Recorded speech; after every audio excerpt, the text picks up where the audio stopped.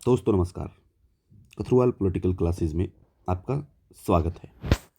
आज की जो हमारी क्लास है वो है गुड गवर्नेंस 10 यूनिट नंबर 10 के लिए, और उसके हमारे लिए आज टॉपिक होंगे institutional management for the good governance. तो यहाँ पे जो हम बात करेंगे आज, वो हम बात करेंगे कि कौन से ऐसे मैकेनिज्म हैं, कौन से ऐसे इंस्टीट्यूशंस हमने स्थापित किए हैं जो लोगों की शिकायतों का निवारण करते हैं। जैसा कि हम जानते हैं, अभी तक हमने जो है गवर्नेंस के बारे में पढ़ा है, गुड गवर्नेंस के बारे में पढ़ा है, और साथ में हमने जुडिशियल रिव्यू पढ़ा है, ठीक है, और जुडिशियल एक्टिविज्म पढ़ा है, एडमिनिस्ट्रेटिव कंट्रोल पढ़ा है, जिसके अंदर हमने एडमिनिस्ट्रेटिव रिफॉर्म्स को पढ़ा था, जहाँ पे हमने फर्स्ट एआरसी सेकेंड एआरसी जहाँ से क्वेश्चन बनने की संभावना थी। तो अभी जितनी भी क्लासेज आपके लिए आने वाली हैं, उन सभी क्लासेज में जो है आप उन चीज़ों को देखेंगे जहाँ से आपको ज़्यादातर डायरेक्ट क्वेश्चन दिखाई देते हैं, ठीक है। अभी आगे जो हम क्लासेस करने वाले हैं उनके अंदर जो है, जैसे आज हम पढ़ेंगे आरटीआई के बारे में, आरटीआई क्या है।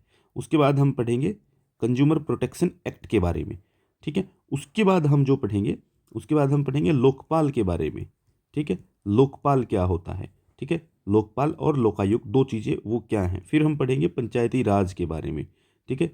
जो पंचायती राज इंस्टीट्यूशन है उसके बारे में हम जो है पढ़ने की कोशिश करेंगे। साथ में हम पढ़ेंगे सिटीजन चार्टर के बारे में, सिटीजन चार्टर के बारे में, सिटीजन चार्टर, ठीक है। तो ये जो इंस्टीट्यूशन है, जो ये बातें हैं, ये सारी वो चीज़ें हैं जहाँ पे हम चीज़ों को समझने की कोशिश करते हैं, और ये वो सब चीज़ें हैं जहाँ पे एक व्यक्ति की जो समस्या है, जो दिक्कत है, उसको उसका सॉल्यूशन किया जाता है।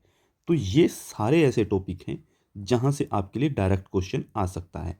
तो इसीलिए इन क्लासेस को आपके लिए देखना, आपके लिए लगाना बहुत ज़्यादा इम्पोर्टेंट हो जाता है। और पेपर जैसा कि फर्स्ट फेज़ की डेट आ चुकी है, तो उस फर्स्ट फेज़ की डेट के बाद में अब ये पूरी संभावना हो गई है कि अब एग्ज़ाम अपने समय पर होगा। तो अपने समय पर एग्ज़ाम अगर होगा तो आपको तैयारी भी जो है अपने समय पर करनी पड़ेगी। तो अपने समय पर तैयारी करने के लिए जो है, और अच्छी तैयारी करने के लिए जो है, ये वाली जो यूनिट है, यूनिट नंबर 10 जो है, इसको आपको अच्छे से समझना पड़ेगा कि ये यूनिट 10 के अंदर कहाँ से टॉपिक आते हैं। तो अब जो जितने भी टॉपिक हम करवाएंगे वो सारे इम्पोर्टेंट टॉपिक और बहुत ही ज़्यादा इम्पोर्टेंट टॉपिक है। यहाँ से क्वेश्चन अगर हम कहें कि कितने आ सकते हैं, जो आगे आने वाले टॉपिक जितने बचे हुए हैं, ये यूनिट जो है ये 60% तक वैसे हो चुकी है, लेकिन जो 40% बचा हुआ है, उस 40% में से आप ये मान के चलिए आपको टॉपिक ज़्यादा दिखेंगे, ठीक है। टॉपिक जो है वो मान लीजिए कि 70% टॉपिक दिखेंगे, लेकिन यहाँ पे क्वेश्चन भी जो है वो 70% ही आते हैं, ठीक है। तो इसका मतलब है कि यहाँ से कम 6 से 7 क्वेश्चन जो हैं वो अब आने वाली जितनी भी क्लासेज होंगी इस यूनिट की, यूनिट नंबर 10 की जितनी भी क्लासेज होंगी, उन यूनिट्स में से 6 से 7 क्वेश्चन आपको एग्जाम में जरूर देखने को मिलेंगे। इसलिए इन क्लासेस को अटेंड करना आपके लिए और भी ज़्यादा महत्वपूर्ण हो जाता है। तो चलिए बिना किसी देरी के हम अपनी क्लास को शुरू करते हैं, ठीक है। चलिए, थैंक यू। तो देखिए यहाँ पे हम बात कर रहे हैं ऐसे इंस्टीट्यूशंस की जो लोगों की शिकायतों को सुनते हैं, जो गुड गवर्नेंस को और अच्छा बनाते हैं, यानी कि गुड गवर्नेंस को तैयार करने वाले इंस्टीट्यूशंस के बारे में। तो पहले हम समझते हैं कि लोगों की शिकायत क्या होती है और उसको ठीक कैसे किया जा सकता है। Citizen grievances and channels of redressal, ठीक है। कौन से चैनल है जहाँ से शिकायतें सुनी जाएंगी, जहाँ से शिकायतों का निवारण हो सकता है। देखिए, कोई भी नागरिक, देश का कोई भी सिटीजन, अगर सरकार के किसी काम से संतुष्ट नहीं है, अगर उसकी कोई शिकायत है, ठीक है, मान लीजिए मैं एक नागरिक हूँ, मेरी कोई शिकायत है सरकार से, तो इसका मतलब ये है कि मैं सरकार के काम से जो है वो संतुष्ट नहीं हूँ, ठीक है। मैं वहाँ पे डिससेटिस्फेक्शन दिखाता हूँ कि मुझे ये काम पसंद नहीं आया, मैं डिससेटिस्फाई हूँ आपके काम से। वो शिकायत का मतलब होता है ये, ठीक है।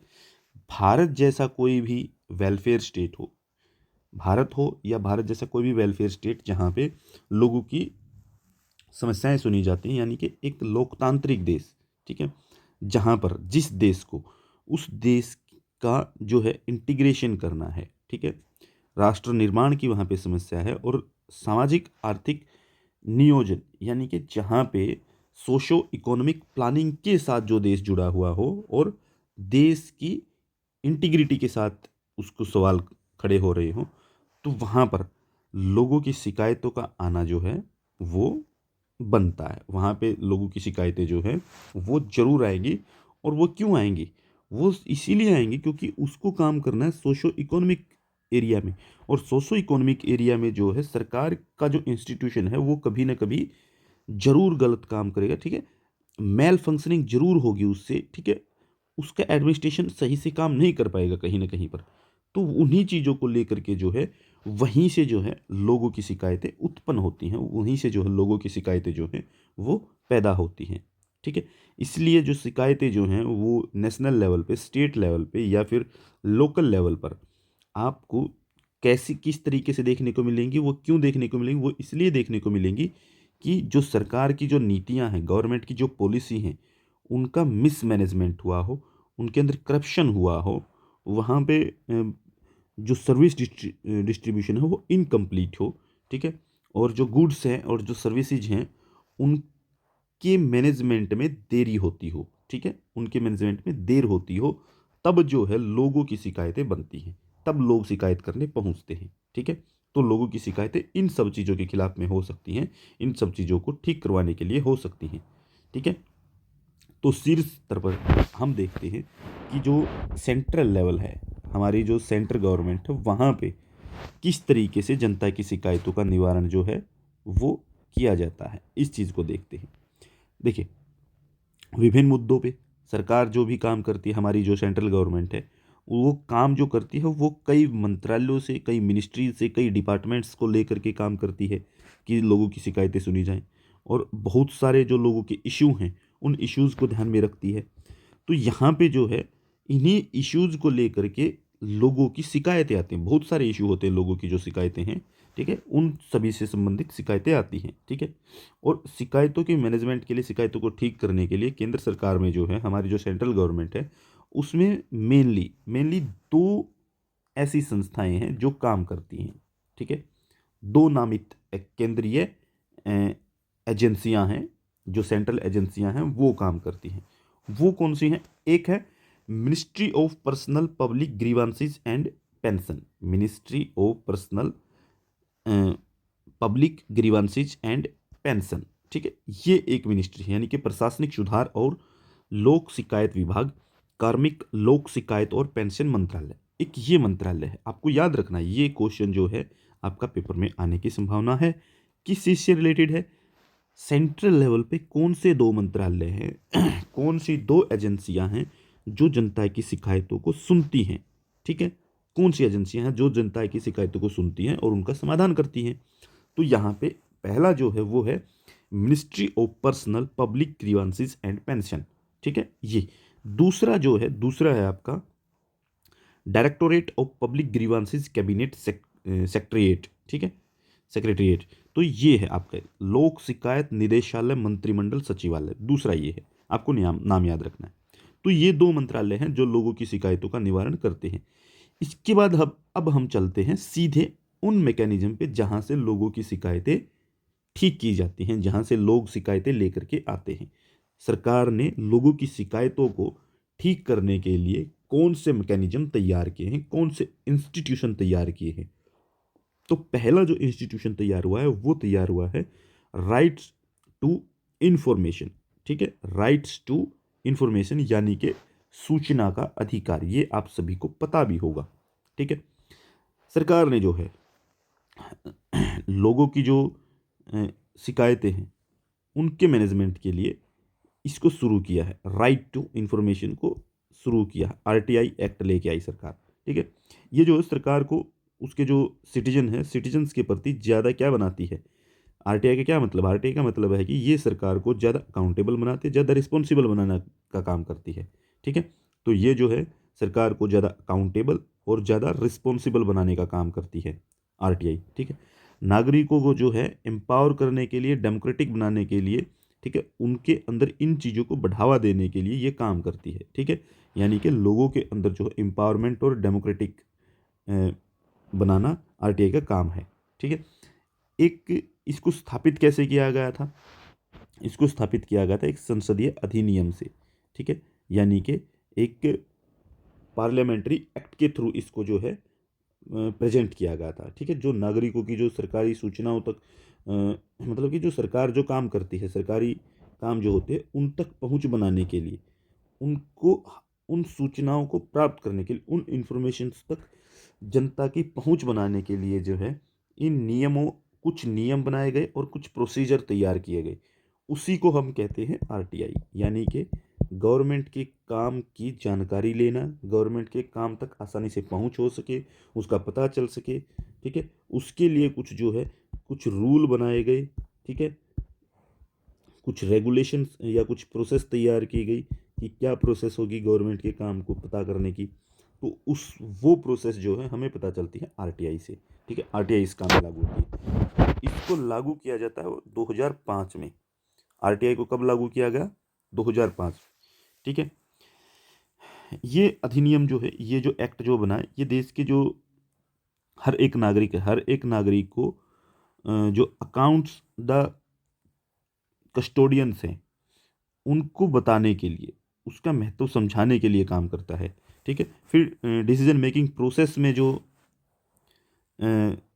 व्यक्ति की हिस्सेदारी होती है उसके अंदर शामिल करने के लिए काम करता है। यानी कि ये हर एक नागरिक को जो जनता का पैसा है, यानी कि जनता का जो हिसाब किताब है, मतलब कि अभिलेख वही होते हैं जो हमारे दस्तावेज हैं, अकाउंट्स द कस्टोडियंस। ठीक है, उनको प्रोटेक्ट करने के लिए, उनकी जानकारी के लिए। दूसरी चीज़, जो डिसीजन मेकिंग प्रोसेस है, निर्णय लेने की जो प्रक्रिया है, उस मैकेनिज्म में शामिल होने के लिए ये लोगों को तैयार करता है, लोगों को आह्वान करता है कि आइए और जानकारी लीजिए।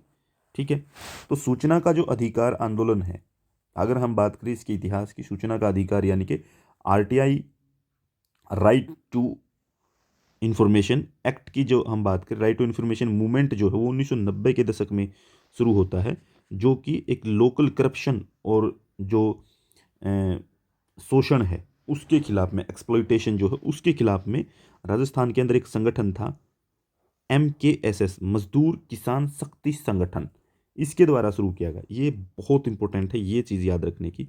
ठीक है, कहाँ से शुरू हुआ? पहली चीज़ तो ये कि राजस्थान से शुरू हुआ था ये आंदोलन सबसे पहले। ठीक है, MKSS संगठन ने शुरू किया, मजदूर किसान शक्ति संगठन। ठीक है, कब शुरू हुआ? 1990 में शुरू हुआ। ठीक है, किस चीज़ के खिलाफ हुआ?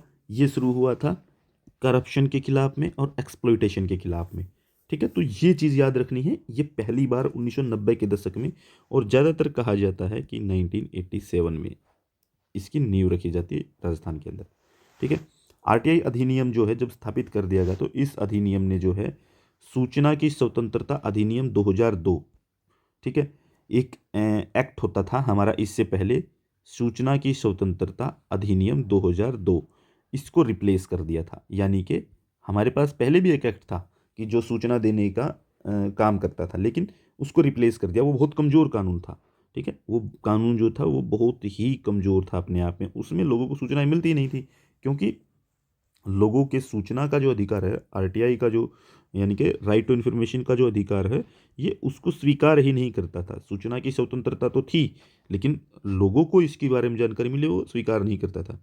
ठीक है, जो जुडिशरी के अधिकार क्षेत्र को बाधित करता था। ठीक है, यानी कि जुडिशरी का जो अधिकार है, उसका जो एरिया है काम करने का, उसको भी रोकता था ये। तो जांच के लिए कोई ये भी नहीं था उसके अंदर की जांच करने के लिए कोई अलग से इंडिपेंडेंट कोई इंस्टीट्यूशन हो, उसको स्थापित किया गया हो। ठीक है, और क्या है कि खाली जो सरकारी डिपार्टमेंट है उनके अंतर्गत अपील की अनुमति थी, कि जो सरकारी डिपार्टमेंट है सिर्फ वहीं पे अपील की जा सकती है। ठीक है, किसी प्राइवेट्स के खिलाफ अपील नहीं हो सकती थी। ठीक है, इसके बाद क्या है कि सूचना का जो अधिकार अधिनियम है 2005, ये जो बना था बाद में आरटीआई एक्ट 2005। ठीक है, तो आरटीआई एक्ट 2005 जो है वो सरकारी गोपनीयता अधिनियम 1923 ऑफिशियल्स, ये देखिए, ऑफिशियल सीक्रेट्स एक्ट 1923, ये आपको याद रखना है, ये भी याद रखना है आप लोगों को। देखो जो चीज़ें आ रही है ना आपको कि ये किसको रिप्लेस करके आया, सूचना की स्वतंत्रता अधिनियम, ठीक है, उसको रिप्लेस करके आया, ठीक है, राइट, ठीक है, इसको रिप्लेस करके आता है। दूसरा एक और एक्ट को ये चेंज करता है जिसको बंद कर दिया जाता है इस एक्ट के बाद में, सरकारी गोपनीयता अधिनियम यानी कि ऑफिशियल सीक्रेट्स एक्ट 1923, इसको भी इसके बाद में बंद कर दिया जाता है इस एक्ट के बाद में, ठीक है, वो भी इसके बाद जो है निरस्त हो जाता है। मतलब कि ये कानून किस लिए था, ये अंग्रेजों ने बनाया था, ये 1923 में जो कानून है अंग्रेजों ने बनाया था, ये था जासूसी विरोधी यानी कि एंटी एस्पियोनेज, ठीक है, एंटी एस्पियोनेज अधिनियम था ये। इसमें क्या है कि सरकार को गोपनीय सूचनाओं के आधार पर सूचना को सार्वजनिक करने से इनकार की अनुमति, यानी कि ये एक्ट कहता था कि सरकार की गोपनीयता बनाए रखने के लिए, सरकार जो काम करती है उनको छुपाए रखने के लिए, उनका सीक्रेट बनाए रखने के लिए, तो ये जो सूचनाएं हैं उनको देने से मना करता है ये एक्ट।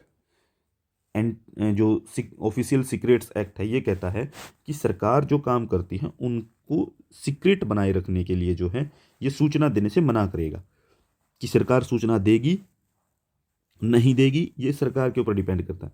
तो जो जितने भी राज्य थे राज्यों की मदद करने वाले इन कार्यों को कि मतलब कि वो लोग जो हैं, मतलब कि जो अलग राज्य हैं, प्रतिपक्षी राज्य हैं जो, ठीक है, वो इसकी आलोचना करते हैं, वो इसको क्रिटिसाइज करते हैं। इस नियम के बारे में काफ़ी दिन से इसकी चर्चा चली रही। तो इस अधिनियम की जो एक चीज़ और भी थी हमारे लिए कि ये कॉलोनियल एक्ट था, ठीक है, कॉलोनियल एक्ट था।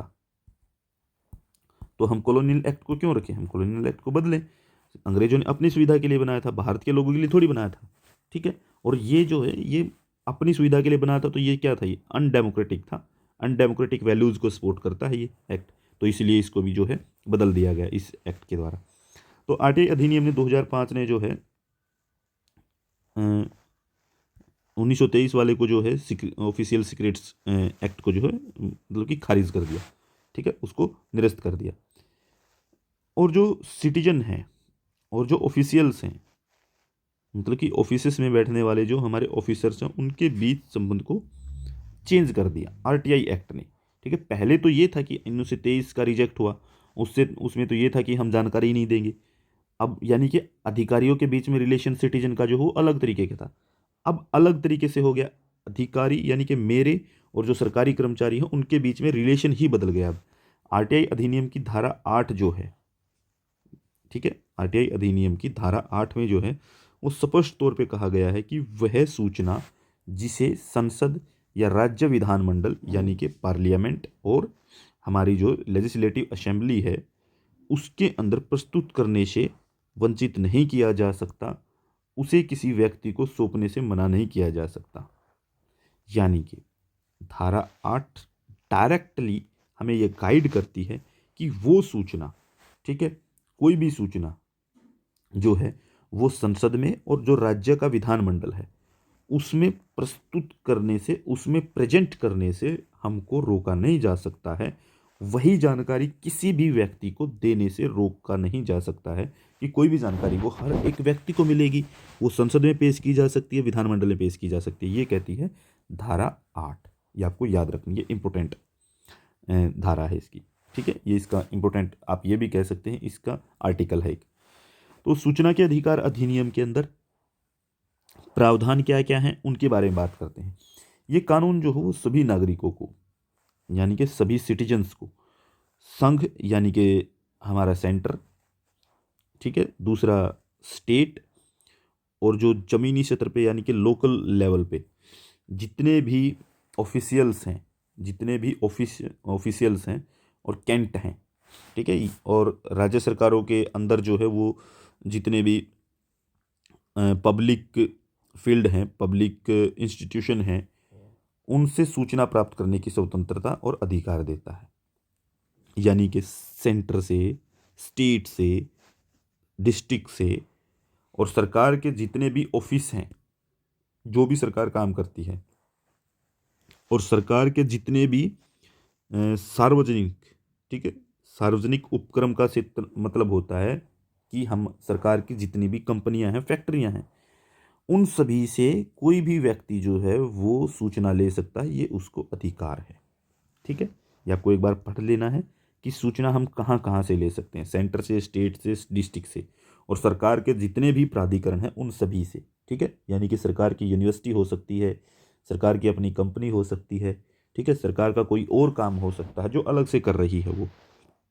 ठीक है, इसके अलावा ये जो है पब्लिक ऑफिशियल्स को जो है जो पब्लिक ऑफिशियल्स हैं उसको जनता को जानकारी प्रदान करने के लिए बाउंड करता है, लीगली बाउंड करता है। यानी कि जो सरकार का ऑफिसर है वो जानकारी देने से मना नहीं कर सकता। अगर किसी ने जानकारी मांग ली तो उसको जानकारी देनी पड़ेगी, वो लीगली बाउंड है, कानूनन तौर पे वो बंधा हुआ है कि उसको जानकारी देनी ही पड़ेगी।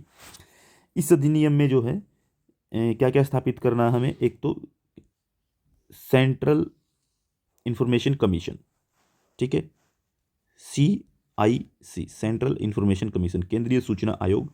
दूसरा राज्य सूचना आयोग, SCI, ठीक है, SIC, state information commission, SIC, इसकी स्थापना करनी है। तो ये एक्ट कहता है कि एक सेंटर में, एक स्टेट में, ठीक है, सेंट्रल इंफॉर्मेशन कमीशन बनाया जाएगा, स्टेट इंफॉर्मेशन कमीशन बनाया जाएगा, ये प्रावधान करता है। CIC यानी जो सेंट्रल इंफॉर्मेशन कमीशन जो है वो मिनिस्ट्री ऑफ पर्सनल के अंतर्गत रह के काम करेगा। ठीक है, इससे क्या है कि जो सिटीजन है, सिटीजन को जानकारी देने के लिए जो हर एक विभाग में, यानी कि कोई भी डिपार्टमेंट है जो सरकार का, उसके अंदर एक जन सूचना अधिकारी, ठीक है, एक पब्लिक इंफॉर्मेशन ऑफिसर, ठीक है, पब्लिक इंफॉर्मेशन PIO हर एक डिपार्टमेंट में लगाना पड़ेगा। यानी कि सरकार के जितने भी डिपार्टमेंट हैं, कि मान लीजिए सेंटर में जो है सरकार के कौन कौन से डिपार्टमेंट है, मान लीजिए कि रेलवे का अपना डिपार्टमेंट है, ठीक है, तो रेलवे को लगाना पड़ेगा। डाक का अपना है तो डाक वालों को लगाना पड़ेगा, ऑफिस पोस्ट ऑफिस वालों को। ठीक है, इसके बाद दूसरे डिपार्टमेंट मान लीजिए कि उसके एयरलाइंस वाले हैं, ठीक है, एयरलाइंस वाले हैं। फिर मान लीजिए कि इनके कम्युनिकेशन वाले हैं, एजुकेशन वाले हैं, ठीक है, और इसके अलावा मान लीजिए इनके की कोई और भी डिपार्टमेंट जो भी आपको सही लगे एजुकेशन के अलावा, ठीक है, तो साइंस डिपार्टमेंट हो सकता है। तो ये जितने भी डिपार्टमेंट हैं, इन सभी डिपार्टमेंट में सेंटर को जो है, यानी कि CIC, सेंट्रल इंफॉर्मेशन कमीशन जो हो, वो पहली चीज़ तो यही है कि मिनिस्ट्री ऑफ पर्सनल्स के अंतर्गत आएगा। ठीक है, कार्मिक मंत्रालय के अंतर्गत आता है, और वहाँ पे हर एक सिटीजन को जानकारी लेनी है, तो हर एक सिटीजन को जानकारी देने के लिए जो हर एक डिपार्टमेंट के अंदर जो है एक अधिकारी को नियुक्त करना पड़ेगा, जिसे आप जो है पब्लिक इंफॉर्मेशन ऑफिसर कहेंगे। ठीक है, जो सेंट्रल इंफॉर्मेशन कमीशन है, जो CIC हमने बनाया है, CIC जो हम बनाएंगे, उसके अंदर कौन कौन होगा, उसके अंदर जो है राष्ट्रपति जो है एक मुख्य सूचना आयुक्त को, ठीक है, मुख्य सूचना आयुक्त को उसको नियुक्त करेगा, अपॉइंट करेगा। ठीक है, उसके बाद जो राज्य के जो राज्यपाल जो हैं वो राज्य के अंदर जो हैं वो एक पब्लिक इंफॉर्मेशन ऑफिसर्स को नियुक्त करेंगे। ठीक है, यानी कि सूचना आयुक्तों की नियुक्ति राज्य के अंदर राज्यपाल करेंगे, सेंटर के अंदर राष्ट्रपति करेगा। ठीक है, फिर है संरचना अधिनियम में कहा गया, मतलब कि अधिनियम में कहा गया है कि आयोग से एक मुख्य सूचना आयुक्त और सूचना आयुक्त जिनकी संख्या 10 से अधिक न हो, ठीक है, केंद्र और राज्य दोनों, यानी कि टोटल कितनी संख्या होगी, एक तो हो गया मुख्य सूचना आयुक्त, ठीक है, एक व्यक्ति, प्लस में 10 व्यक्ति और हो सकते हैं, प्लस में 10 व्यक्ति, यानी कि 11 लोग जो हैं वो CIC में होंगे, दोनों जगह पे, सेंटर में भी, ठीक है, सेंटर में भी और स्टेट में भी, इन दोनों जगह पे अलग अलग। ठीक है, अध्यक्ष के साथ जो है CIC के सदस्यों का चयन और एक पैनल होगा। ये देखिए, आपको लगेगा कि अध्यक्ष को और इसको चयन कौन करेगा, इनको अपॉइंट करने के लिए, ठीक है, इनका चुनाव कौन करेगा, तो इनको चयनित करने के लिए जो एक पैनल तैयार किया जाएगा। ठीक है, पैनल तैयार किया जाएगा जिसमें प्रधानमंत्री होंगे, लोकसभा में जो विपक्ष का नेता होता है वो होगा, ठीक है, और प्रधानमंत्री द्वारा जो मनोनीत एक केंद्रीय मंत्रिमंडल के मंत्री हैं वो शामिल होंगे।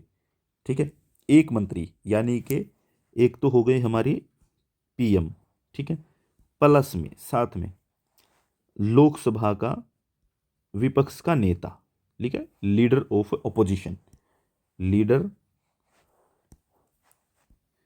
लीडर ऑफ ऑपोजिशन, ठीक है। तो ये होगा शामिल। साथ में जो है एक कैबिनेट मिनिस्टर होगा, ठीक है, केंद्रीय मंत्रिमंडल का कोई एक मंत्री होगा। ये 3 लोगों का पैनल होगा, ठीक है। ये 3 लोग मिलकर के 10 लोगों का चुनाव करेंगे। राज्य के मामले में जो है एसआईसी के सदस्य जो हैं, ठीक है, एसआईसी के जो सदस्य हम कह रहे हैं, वो उनके अध्यक्ष का भी एक पैनल होगा, जिसमें कौन होगा, एक मुख्यमंत्री होगा, विधानसभा में जो विपक्ष का नेता है तो वो होगा, ठीक है, मुख्यमंत्री द्वारा नामित कोई भी मंत्री। यहीं पे जैसे मान लीजिए हरियाणा के अंदर हमें सेलेक्ट करना, तो हरियाणा में जैसे मनोहर लाल खट्टर, ठीक है, और विपक्ष का नेता कौन है, श्री भूपेंद्र सिंह हुड्डा, और प्लस में कोई विपक्ष का एक कि विपक्ष का नहीं, कैबिनेट मिनिस्ट्री में से कोई भी एक ले लेंगे, ये मर्जी है। और वो कौन लेगा, ये मुख्यमंत्री जी लेंगे, मनोहर लाल खट्टर जी ले लेंगे, इस तरीके से, ठीक है। सेंटर में भी ऐसा ही है, जैसे प्रधानमंत्री मोदी हो जाएंगे, मल्लिकार्जुन खड़गे हो जाएंगे, और साथ में किसी भी एक मिनिस्टर को ले लेंगे, वो चयन कर देंगे इनका पूरा एक पैनल बनने के बाद में। मुख्य सूचना आयुक्त और जो राज्य सूचना आयुक्त होते हैं, ठीक है, इनको जो है इस अधिनियम के क्रियान्वयन, यानी इस अधिनियम को लागू करने पर, मतलब इस अधिनियम को चलाना कैसे है, इसकी चलाने के लिए जो है हर साल इनको एक एनुअल रिपोर्ट देनी पड़ेगी, ठीक है। एक एनुअल रिपोर्ट जो है वो इनको पब्लिश करनी पड़ती है। इन रिपोर्ट्स के अंदर होता क्या है, इन रिपोर्ट्स को जो है संसद में या राज्य में, संसद में तो कौन करेगा, जो मुख्य सूचना आयुक्त है वो करेगा। राज्य में कौन करेगा, राज्य विधानमंडल के समक्ष कौन पेश करेगा, राज्य में करेगा राज्य सूचना आयुक्त, ठीक है, स्टेट इंफॉर्मेशन ऑफिसर, वो इसको नियुक्त करेंगे, वो इसको प्रेजेंट करेंगे। सेंट्रल इंफॉर्मेशन जो ऑफिसर है वो, और स्टेट इंफॉर्मेशन ऑफिसर, ये लोग इसको प्रेजेंट करेंगे, ठीक है, संसद में और राज्य विधानमंडल में। सीआईसी और एसआईसी जो हैं, इनके काम क्या है, ये क्या काम कर सकती हैं, ये कोई भी चीज़ की जांच करने के लिए, ठीक है, किसी भी चीज़ की जांच करने के लिए जो वो खुद भी अपने आप भी जो है उसके ऊपर काम कर सकती कि हमने खुद अपने इनिशिएटिव पे, खुद इनिशिएटिव लेकर के जो है वो किसी की जांच कर सकती हैं, या फिर कोई शिकायत कर दे उससे भी जो है ये उसकी जांच कर सकते हैं। ये दोनों इनको अधिकार है, ठीक है, ठीक है। और जांच किन चीज़ों को लेके कर सकते हैं, कि मान लीजिए किसी डिपार्टमेंट ने जो है कोई पब्लिक इन्फॉर्मेशन ऑफिसर नियुक्त नहीं किया है, ठीक है, PIO, पब्लिक इन्फॉर्मेशन ऑफिसर्स को अपॉइंट करने के ऊपर, ठीक है, तो उसको जो है अपॉइंट करना है, वो अपॉइंट नहीं हुआ है, ठीक है, तो अपॉइंट करवाने को लेकर के जांच कर सकते हैं क्यों नहीं अपॉइंट किया। दूसरा है अधिकारी द्वारा जानकारी से इनकार करने पर, कि कोई भी अधिकारी जानकारी देने से इनकार करे, उसकी जांच कर सकते हैं। समय सीमा, यानी कि समय के अंदर जानकारी ना दे, कि कितना समय दिया गया था उस समय के अंदर जानकारी देनी है, एक्ट के अंदर सब लिखा गया है। यदि जो जानकारी इन्होंने दी है वो जानकारी झूठी निकले या गलत निकले, तो उसके ऊपर जो है कार्रवाई कर सकते हैं ये, ठीक है। सूचना आदि प्राप्त करने से संबंधित कोई अमान्य मामला, यानी कि सूचना कोई लेनी है किसी को और मामले को मानने से इनकार कर दे कि हम इस संबंधित नहीं दे सकते, उसकी जांच कर सकते हैं ये लोग। तो ये बातें हैं, इन चीज़ों की जांच हो सकती है। तो उसके बाद है सीआईसी और एसआईसी दोनों के पास अपने मामलों और शक्ति को विनियमित करने की दीवानी अदालत की शक्ति है। यानी कि सीईसी और जो एसआईसी जो है, इन दोनों के पास कैसी शक्ति है, किस तरीके की पावर दी गई है, ठीक है। इनके पास जो पावर दी गई है वो दीवानी अदालत, यानी दीवानी अदालत होती है फाइनेंशियल मामलों से रिलेटेड, ठीक है, उस चीज़ को लेकर के ये बात की गई है, उसके संबंधित में इसके पास जो है वो पावर है। अधिनियम की जो जानकारी है, जानकारी अगर किसी को जानकारी देनी है, तो मान लीजिए पहली अपील आई, मैंने आरटीआई लगाई, तो आरटीआई लगाने के 30 दिनों के अंदर मुझे जानकारी मिलनी चाहिए, पहली अपील में 30 दिनों के अंदर। मान लीजिए मेरी लाइफ से रिलेटेड है या मेरी पर्सनल फ्रीडम से रिलेटेड है, तो उन मामलों से रिलेटेड जो भी जानकारी होगी वो मात्र 48 आवर्स में उपलब्ध करवानी पड़ेगी मुझको। ठीक है। फिर जैसे गरीबी रेखा से कोई नीचे व्यक्ति है, यानी कि कोई बीपीएल के अंतर्गत आता है,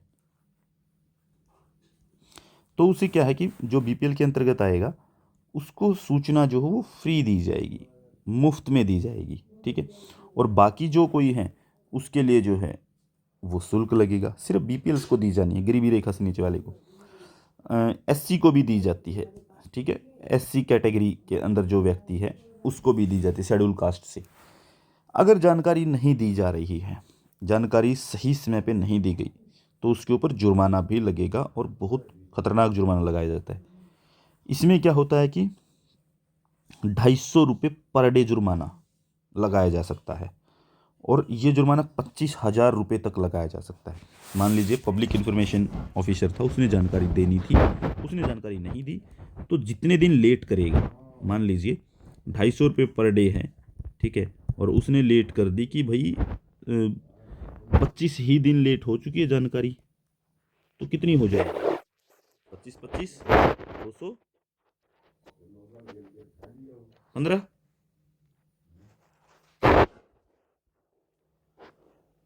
25 25 525 हो गया, 525। तो इसके ऊपर जुर्माना लग जाएगा, इतना जुर्माना आ जाएगा 25 दिन लेट का। और भी ज़्यादा लेट हो रहा तो मैक्सिमम जो 25,000 तक जाएगा ये जुर्माना। ठीक है, इससे ज़्यादा नहीं जाएगा। हालांकि उससे पहले सोल्यूशन हो जाते हैं, इतने तक जुर्माने नहीं जाते, और कई बार लगते भी हैं, लगाए भी गए हैं। जैसे पानीपत के अंदर जो हैं एक एक्टिविस्ट हैं, पीपी कपूर, उनको सही जानकारी नहीं दी गई, तो उन्होंने एक अधिकारी के ऊपर जो है, वो काफ़ी एक्टिविस्ट है, काफ़ी एक्टिव रहते हैं आरटीआई के मामले में, और उन्होंने जो है एक अधिकारी के ऊपर जो है वो 25,000 का जुर्माना ठोक दिया था। पीपी कपूर ने जो है इस मामले में 25,000 का जुर्माना ठोक दिया था उनके ऊपर। फिर जैसे आगे चलते हैं, सरकारी निकाय और कर्मचारियों के भुगतान और बजट का ब्यौरा प्रकाशित करना।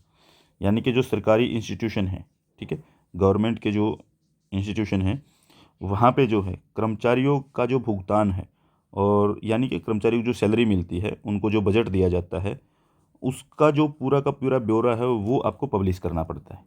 ठीक है। यहाँ पे इस चीज़ में सूचना देने से अगर इनकार करने की अगर कोई स्थिति बनती है, किसी ने सूचना देने से मना कर दिया, तो वहाँ पे अपील की जा सकती है कि सूचना नहीं दे रहा। पहली अपील जो है वो सर्वोच्च लोक अधिकारी, ठीक है, हायर पब्लिक इंफॉर्मेशन ऑफिसर को, ठीक है, हायर पब्लिक इंफॉर्मेशन ऑफिसर को। यानी कि पब्लिक इंफॉर्मेशन ऑफिसर जो वो कई तरीके से हैं। जैसे पहले आपने शिकायत की तहसील में, वहाँ जानकारी नहीं मिली, तो आपने क्या किया, आपने शिकायत कर दी, उसके बारे में अपील लगा दी कि ये इन्फॉर्मेशन नहीं दे रहा है, और पहली अपील आपने लगा दी डिस्ट्रिक्ट इन्फॉर्मेशन ऑफिसर को। ठीक है, डिस्ट्रिक्ट इन्फॉर्मेशन ऑफिसर को वहाँ पे भेज दिया आपने, नहीं हुई वहाँ से भी सुनवाई, दूसरी अपील आप लगाएंगे सूचना आयोग में, यानी कि स्टेट के ऊपर जा करके सीधे स्टेट के अंदर। ठीक है, SIC, ठीक है, स्टेट इंफॉर्मेशन कमीशन में शिकायत हो जाएगी। अगर वहाँ भी नहीं सुनवाई हो रही, तीसरी अपील जाएगी सीधी हाई कोर्ट के अंदर। ठीक है, तीसरी अपील आपकी हाई कोर्ट में चली जाएगी।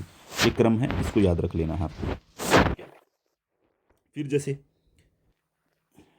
छूट जो मान लीजिए कि आपको जानकारी नहीं दी जाएगी, कि सरकार कहेगी हम जानकारी किस चीज़ की नहीं देंगे, तो सरकार जो कहेगी वो कहेगी कि हम जानकारी जो है वो हम कोई खुफिया और सुरक्षा संगठन, यानी कि हम अपनी इंटेलिजेंस के बारे में और सिक्योरिटी के बारे में, भारत की जो सॉवरेनिटी है, भारत की जो सिक्योरिटी है, सॉवरेनिटी है, और जो एकता और अखंडता की हम बात करते हैं, इंटीग्रिटी को प्रभावित करने वाली अगर कोई सूचना है, ठीक है, या फिर कोई कंटेम्प्ट टू कोर्ट है, अदालत की अवमानना करने वाली कोई सूचना है, ठीक है, संसद और राज्य विधायिका के विशेषाधिकार का हनन है, ठीक है, कमर्शियल जानकारी है, ये आपको नहीं दी जाएगी। यानी कि कौन कौन, ये बिल्कुल याद रखनी है, इंटेलिजेंस से रिलेटेड, सिक्योरिटी से रिलेटेड, हमारी सॉवरेनिटी को या हमारी इंटीग्रिटी को, ठीक है, अगर कोई खतरा पैदा करने वाली सूचना है वो नहीं दी जाएगी।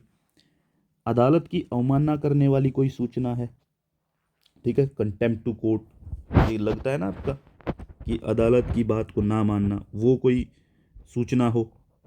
संसद और जो राज्य विधायिका है उनके विशेषाधिकार जो होते हैं उनसे रिलेटेड कोई सूचना है या फिर कोई कमर्शियल जानकारी है, वो आपको नहीं दी जाएगी। ये इसकी अपवाद है कि इसमें कौन कौन सी जानकारियाँ नहीं दी जा सकती। ठीक है, ये आपको याद रखनी है। इसके बाद जो है आरटीआई एक्ट जो है, ये जो 2005 में आया था, इसके अंदर अमेंडमेंट भी होता है। वो होता है आरटीआई अमेंडमेंट एक्ट 2019। ठीक है, आरटीआई अमेंडमेंट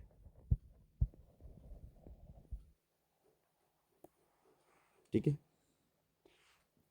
अमेंडमेंट एक्ट 2019 ये आता है निकल करके, इसको याद करिए। ठीक है, तो यहाँ पे कुछ संशोधन किए गए, कुछ अमेंड किया गया, तो उनको देखते हैं दोनों में क्या क्या अमेंड किया गया। देखिए, सबसे पहले जो अमेंड होता है, पहली चीज़ होती है इनके कार्यकाल को लेकर के, इनके टाइम पीरियड को लेकर के।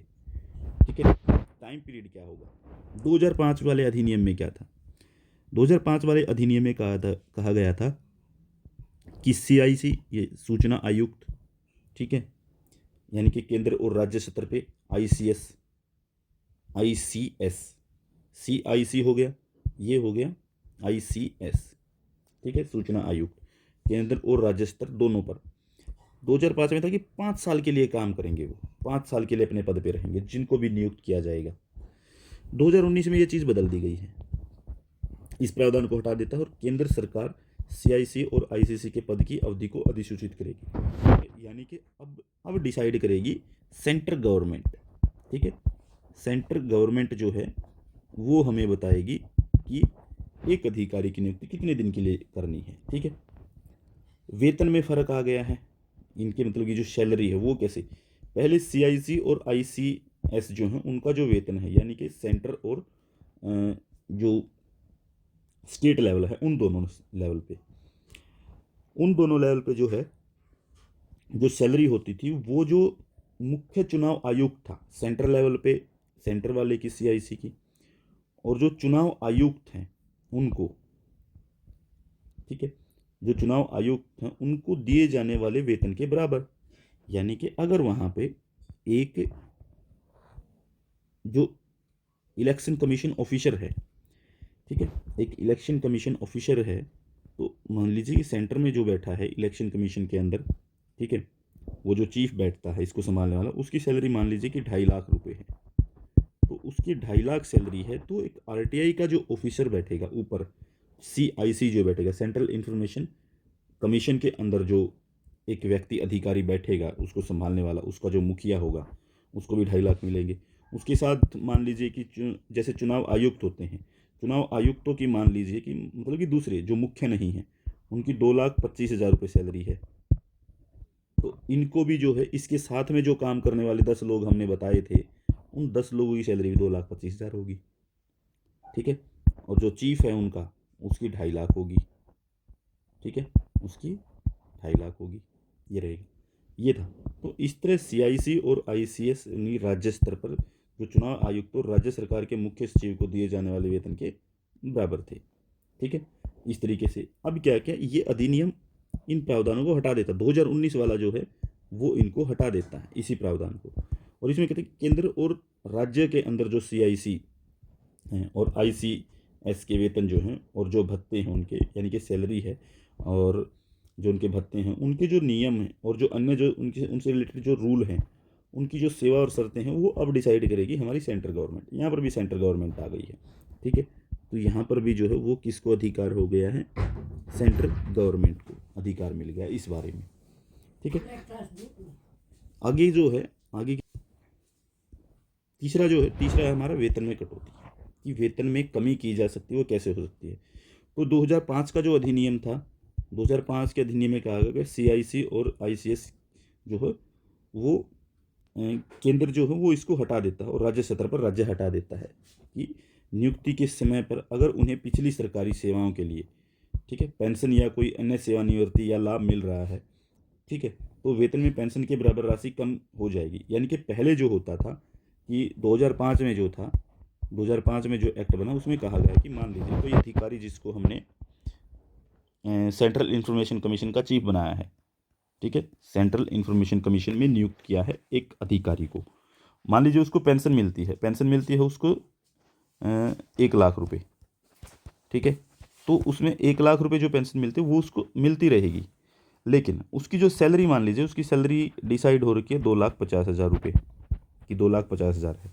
तो अब होगा क्या, इस 2,50,000 रुपये में से जो है ये 1 लाख रुपये कम कर दिए जाएंगे, ये पेंशन कम कर दी जाएंगी, तो उसको मिलेंगे 1,50,000 रुपये। कितने मिलेंगे? 1,50,000 रुपये, ठीक है। तो पिछली जो सरकारी सेवाएं हैं उसमें कौन सी हैं, जैसे सेंटर की कोई सेंट्रल गवर्नमेंट की है, स्टेट गवर्नमेंट की है, सेंटर या स्टेट के कानून के तहत कोई स्थापित किया गया कोई निगम है, ठीक है, केंद्र या राज्य सरकार के अंडर जो है उसके स्वामित्व में, यानी कि केंद्र और स्टेट गवर्नमेंट जो हैं, सेंटर और स्टेट गवर्नमेंट जो हैं, इनके अंडर में कोई कंपनी है, उसके कोई ये अधिकारी रहे, ठीक है, वो कम कर दी जाएगी। अब 2019 वाले में क्या किया गया, इन प्रावधानों को हटा दिया गया, कंप्लीटली हटा दिया गया, ठीक है। तो यहाँ पे जो केंद्र सरकार ने जो सूचना का अधिकार अधिनियम जो 2019 में, उसके माध्यम से जो है वेतन की अवधि और मात्रा को अधिसूचित किया, यानी कि उनकी सैलरी जो है उसको डिसाइड किया है, ठीक है, उसके बारे में बताया है, ठीक है। सूचना का अधिकार अधिनियम 2019 जो कि 24 अक्टूबर 2019 को जो है लागू कर दिया गया, ये भी याद रखने की चीज़ है, 24 अक्टूबर 2019 को जो है इसको लागू कर दिया गया। इसमें हुआ क्या क्या क्या क्या अमेंड होकर के चीज़ आई है, ठीक है। देखिए इसका कार्यकाल कैसे चेंज होगा, CIC और ICS केंद्र और राज्य 5 साल की अवधि के लिए पद संभालेंगे, ये बात हो चुकी है। अब जो है अब हो गया 3 साल के लिए, अब कितना कर दिया गया है, अब केंद्र और राज्य स्तर पे 3 साल के लिए आएंगे, पहले था 5 साल, अब 3 साल के लिए।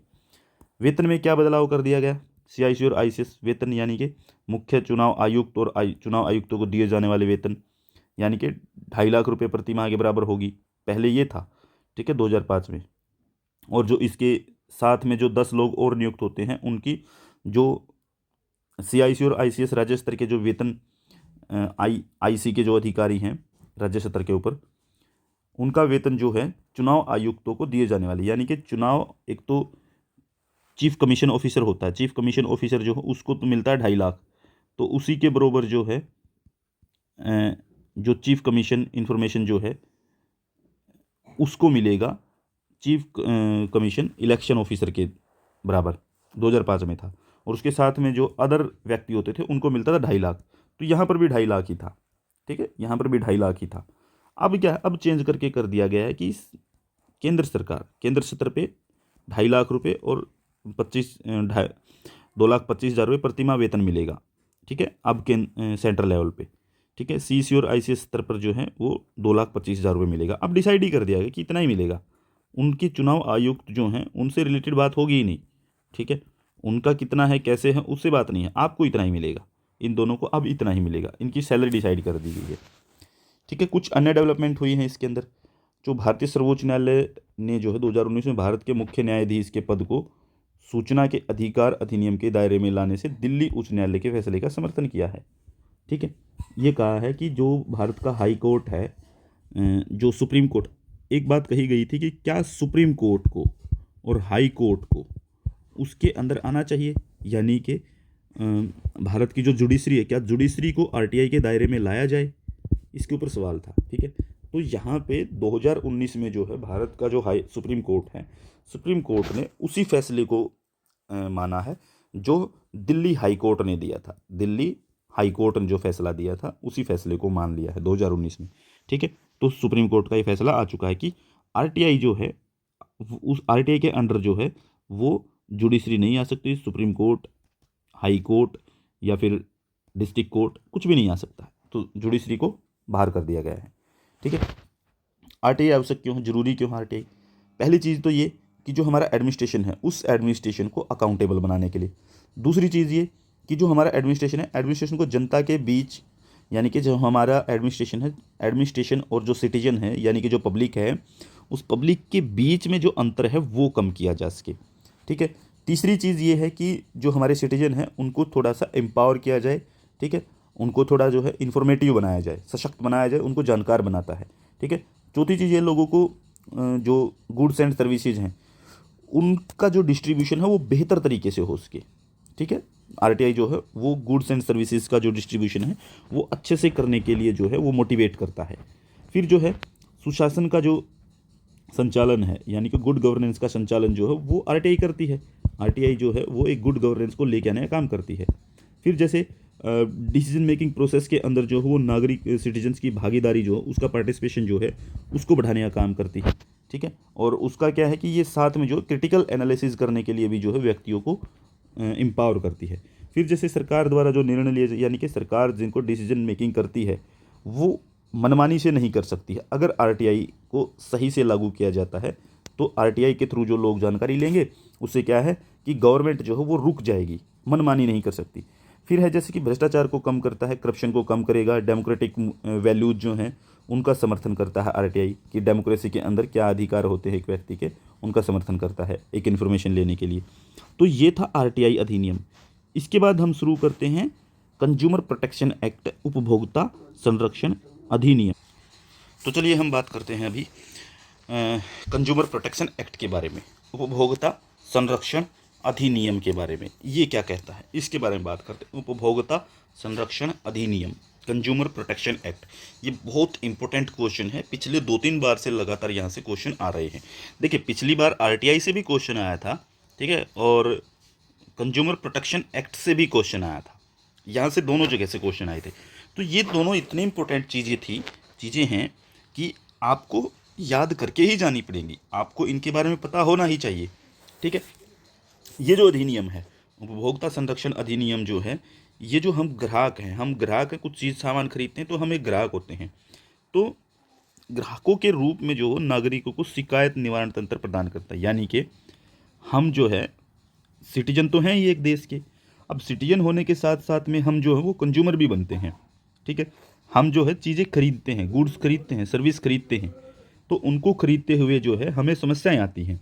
तो उन समस्याओं के समाधान के लिए जो है ये जो एक्ट है ये हमें सुरक्षा प्रदान करता है, ये हमें मैकेनिज्म प्रदान करता है कि हमारी शिकायतों का निवारण कौन करेगा। वो निवारण होगा इस एक्ट के थ्रू। हमारी जो भी समस्याएं होंगी वो इस एक्ट के थ्रू सुनी जाएंगी। ठीक है। तो यहाँ पे जो है ये देश में जो उपभोक्ताओं की शिकायतें होती हैं उनके समाधान के लिए, उनके हितों में, यानी कि उपभोक्ताओं के जो हित हैं, उनके जो इंटरेस्ट हैं, जो कंज्यूमर्स के इंटरेस्ट हैं, उनको सिक्योर करने का काम करता है ये एक्ट। ठीक है। उनको सिक्योरिटी प्रदान करता है। तो उपभोक्ता संरक्षण अधिनियम 2019 में, उपभोक्ता संरक्षण अधिनियम 2019 में जो है वो अभी प्रेजेंट किया गया है। ठीक है। तो हाल ही में जो वो संसद में प्रेजेंट किया गया था। और उपभोक्ता संरक्षण ये क्या करता है, ये उपभोक्ता संरक्षण अधिनियम 1986 को, उपभोक्ता संरक्षण अधिनियम कंज्यूमर प्रोटेक्शन एक्ट 1986 उसको रिप्लेस कर देता है। ठीक है। उसको रिप्लेस कर देता है। तो इसको जो है लागू किया गया है 2019 में, जो है ये संसद में प्रेजेंट किया गया था। ठीक है। पास हो गया। उसके बाद जुलाई 2020 में इसको लागू किया जाता है। ठीक है। जुलाई 2020 में इसका क्वेश्चन जो आया था पिछली बार से, पिछली बार तीसरी बार की बता रहा हूँ मैं, लगातार 3 बार से क्वेश्चन आ रहे हैं इस एक्ट में से। तो आपको याद करने तीनों बार से। एक बार तो 2 क्वेश्चन आए थे, जो 2020 वाला जो पेपर हुआ था, 2020 वाले पेपर में जो है इसके अंदर से 2 क्वेश्चन आए थे, 2 क्वेश्चन इसी के अंदर से, अकेले इसके अंदर से। और सिर्फ इस एक्ट के बारे में, 2019 वाला जो एक्ट है इसके बारे में 2 क्वेश्चन थे। ठीक है। इसके बाद इस विधेयक को जो है संसद में जो उपभोक्ता यानी कि उपभोक्ता कार्य यानी कि खाद्य एवं सार्वजनिक वितरण मंत्री, उस समय के जो संसद के अंदर जो मंत्री थे, उपभोक्ता कार्य, खाद्य एवं सार्वजनिक वितरण मंत्री श्री रामविलास पासवान, इन्होंने इसको जो है प्रेजेंट, तो श्री रामविलास पासवान जो हैं वो इसको प्रेजेंट करते हैं। ठीक है। उस समय पे वो मंत्री थे। तो ये भी क्वेश्चन बन सकता है कि इसको किसने प्रेजेंट किया था। फिलहाल में वो जो है दिवंगत आत्मा हो चुके हैं। ठीक है। स्वर्गवास हो चुका है उनका। ठीक है, रामविलास पासवान का। तो ये 2020 में जो है उनके द्वारा 2019 में उनके द्वारा प्रेजेंट किया गया, 2020 में इसको लागू कर दिया गया। 2019 के अधिनियम का उद्देश्य जो है, इसका जो मोटिव जो था, इसका जो ऑब्जेक्टिव है, वो उपभोक्ताओं के ये हितों है, ये हितों है, यहाँ पे हित लिख लेना, उसके इंटरेस्ट है ये, ठीक है, इंटरेस्ट्स की बात करता है, ठीक है। उपभोक्ताओं के इंटरेस्ट की, सिक्योरिटी की और उनकी जो शिकायतें हैं उनका समय पे समाधान होना चाहिए, यानी कि लोगों के इंटरेस्ट हों, ठीक है, इंटरेस्ट की सिक्योरिटी हो, ठीक है, और उनकी जो शिकायतें होती हैं, ग्रीवांसी जो होते हैं, उनको जो है समय पे समाधान किया जाना चाहिए होगा, ये उनकी बात करता है। इसका मुख्य उद्देश्य ये था। तो ये उपभोक्ताओं की जो चिंता है उनको दूर करने के दायरे को बहुत ज़्यादा ब्रॉड कर देता है, ठीक है। नया अधिनियम किसी वस्तु या सेवा की गुणवत्ता या मात्रा के बारे में गलत जानकारी प्रदान करने और भ्रामक विज्ञापन जैसे अपराध की श्रेणी में लेके आता है। देखिए देखिए, ये जो नया अधिनियम है, ये अधिनियम जो है, मान लीजिए कि किसी गुड्स की जो है या किसी सर्विस की जो है वो क्वालिटी ख़राब है, ठीक है, और उसकी जो क्वांटिटी है वो भी गलत दी गई है, उसके बारे में इंफॉर्मेशन जो दी गई थी वो भी गलत दी गई है, ठीक है। विज्ञापन जो इसका एडवर्टाइजमेंट था वो जो है वो हमें गलत दिखाया गया है। तो ये जो चीज़ें हैं कि गलत विज्ञापन देना, सर्विसेज का क्वालिटीज़ ख़राब होना, क्वांटिटी सही नहीं होना, जानकारी गलत होना, इन सभी को जो है ये क्या करता है, इन सभी को ये आपराधिक श्रेणी में लेके आता है, इनको क्रिमिनल बनाता है, इनको क्राइम की श्रेणी में लेके आता है, इनको क्राइम की कैटेगरी में शामिल करता है ये। तो ये वस्तु यानी कि जो गुड्स एंड सर्विसेज है, सर्विसेज के जो नुकसान करने वाले जो कारक हैं, ठीक है, या जो व्यक्ति को इनसिक्योर करते हैं, अगर वो चीज़ें ठीक पाई जाती हैं कि मान लीजिए कि गुड्स एंड सर्विसेज के अंदर जो है कुछ भी जो है वो डेंजरस है, ठीक है, कुछ भी जो है वो नुकसान करने वाला है, ठीक है, कुछ भी जो है वो इनसिक्योरिटी वाला है, अगर वो मिलता है तो वहाँ पे कार्रवाई की जाएगी, ये कानून कहता है। इसके अंदर एक चीज़ और की गई है, इसी कानून के अंदर जो है एक कंज्यूमर क्या होता है उसकी डेफिनेशन दी गई है। कंज्यूमर की जो डेफिनेशन है वो इसके अंदर दी गई। याद रखना आपको, कंज्यूमर की डेफिनेशन इससे पहले डिफाइन नहीं की गई थी, पहली बार कंज्यूमर की डेफिनेशन डिफाइन की गई है कि वो है क्या। मैं इसको पूरा पढ़ता हूँ, ये है क्या कंज्यूमर की डेफिनेशन।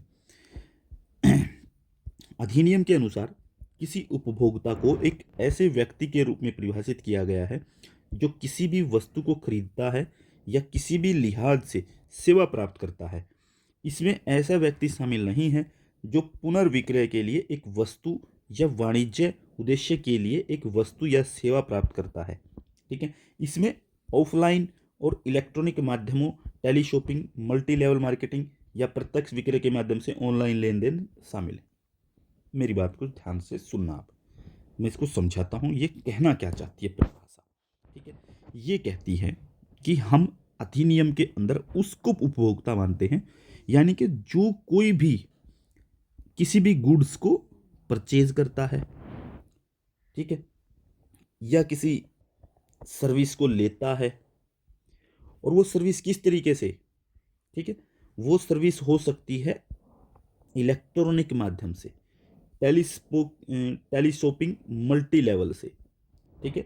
इलेक्ट्रॉनिक माध्यम यानी कि हम ऑनलाइन शॉपिंग कर सकते हैं, ठीक है, मार्केटिंग के अंदर जो है, ठीक है, हम कहीं पर भी डायरेक्ट हो सकते हैं या इनडायरेक्ट तौर पे परचेजिंग करते हैं, ठीक है। ऑनलाइन जितना भी लेन देन करते हैं, इन माध्यम से अगर हम कोई गुड्स या सर्विस खरीदते हैं तो हम एक कंज्यूमर हैं, ठीक है। कंज्यूमर कौन नहीं है इसके अंदर? पुनर्विक्रय, रीपरचेजिंग, मैंने सामान खरीदा, मैंने फिर बेच दिया, मैं कंज्यूमर नहीं रहा। मान लीजिए कि मैं सोप वाला हूँ, मैंने क्या किया, मैं अपनी गांव में सोप चलाता हूँ, मैं गोहाना से सामान लेके आया, मैंने यहाँ आकर के बेच दिया, मैं कंज्यूमर नहीं हूँ। समझे मेरी बात को? मैं कंज्यूमर नहीं हूँ फिर, ठीक है।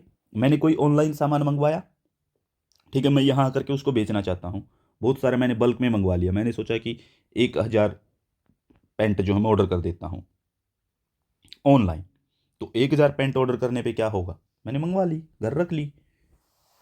अगर मैंने उनको बेचना है, मेरी दुकान है, तो मैं कंज्यूमर नहीं हूँ, यानी कि मैं किसी कमर्शियल ऑब्जेक्टिव के लिए कोई सामान खरीदता हूँ, ठीक है, तो वो मेरा कमर्शियल का मतलब होता है कि कमाने के लिए, ठीक है, मैं उसमें उसकी कैटेगरी में नहीं आऊँगा। ठीक है, मैं एक कंज्यूमर की कैटेगरी में नहीं आऊँगा। ठीक है, कंज्यूमर की कैटेगरी में वही व्यक्ति आएगा जो सीधे खरीदता है। ठीक है, कोई भी गुड्स, कोई भी सर्विस जो लेता है और अपने लिए ही यूज करता है। ठीक है, वो तरीके हैं, वो बता रखे हैं, ये तरीके नोट कर लेने हैं आपको, यही आएंगे पेपर में आएंगे तो। ठीक है, इसके बाद अधिनियम के प्रावधान। इस अधिनियम में क्या क्या प्रोविजन किए गए हैं। ठीक है, प्रोविजंस ऑफ एक्ट। तो इस एक्ट के प्रोविजन क्या हैं, इसके पहली चीज, एक और चीज ये और देखिए, इसने एक चीज तो ये कर दी ना, उपभोक्ता की परिभाषा, कंज्यूमर की डेफिनेशन। ठीक है, एक चीज ये हो गई इसके अंदर कि कंज्यूमर प्रोटेक्शन एक्ट 1986 को रिप्लेस करना। दो चीजें ये हो गई। तीसरी चीज आ गई इसके अंदर, केंद्रीय उपभोक्ता संरक्षण प्राधिकरण। ठीक है, CCPA इसकी स्थापना करता है। ठीक है, central consumer protection agency, central consumer protection agency इसकी स्थापना करता है। एक ये हो गई। ठीक है, तीसरी चीज ये इसने शुरू की है नई, इससे इसमें क्या है कि प्राधिकरण का जो गठन है वो क्यों किया जाएगा, मतलब कि एक एजेंसी जो बनाई जाएगी, एडवाइजरी जो बनेगी, वो इसीलिए बनेगी कि उपभोक्ता संरक्षण अधिनियम जो है 2019 की धारा 10(1) के तहत उसको बनाया जाएगा। ये भी याद रखने की चीज़ है, किसके तहत बनाया जाएगा, धारा 10(1), धारा यानी कि इसका आर्टिकल नंबर, तो इसका जो आर्टिकल है, इसका आर्टिकल होगा वो होगा 10, आर्टिकल 10 का प्रोविजन नंबर 1। ठीक है, उसके तहत बनाया जाएगा। और इसको बनाने का जो उद्देश्य जो है, वो जो अनुचित व्यापार प्रणालियाँ, यानी कि गलत व्यापार जो सिस्टम है, ठीक है, उसको और जनता एवं उपभोक्ता के हितों को हानिकारक, झूठे और भ्रामक विज्ञापनों पर रोक लगाकर उपभोक्ता के अधिकारों की रक्षा करना। सीधी सी बात है, ऊपर जो हमने पढ़ा लगभग वही है। ठीक है, इसका मतलब ये है, इसको इसीलिए बनाया गया है कि जो व्यापार के गलत नियम हैं उनको बंद करवाना, जो पब्लिक है, जो उपभोक्ता है, यानी कि जो कंज्यूमर है, पब्लिक एंड कंज्यूमर के इंटरेस्ट जो हैं, उनके लिए जो चीज़ें खतरनाक हैं, जो खराब हैं, ठीक है, हानिकारक या झूठी हैं, जो विज्ञापन गलत हैं, जो भ्रम पैदा करते हैं, ठीक है, उन पर रोक लगाने के लिए जो है, और लोगों के जो कंज्यूमर हैं उनके राइट्स को प्रोटेक्ट करने के लिए जो है इसकी स्थापना की गई है कि ये इनको प्रोटेक्ट करेगा। आपको याद रखना है कौन कौन सी चीज़ें, एक बार ध्यान दीजिए, अभी लगा देते हैं, एक एक को निशान लगा देते हैं, क्या क्या काम करता है, ये किस लिए बनाया गया है। पहली चीज़ तो यही है, ठीक है, यानी कि नंबर 1। दूसरी चीज़ ये है नंबर 2। तीसरी चीज़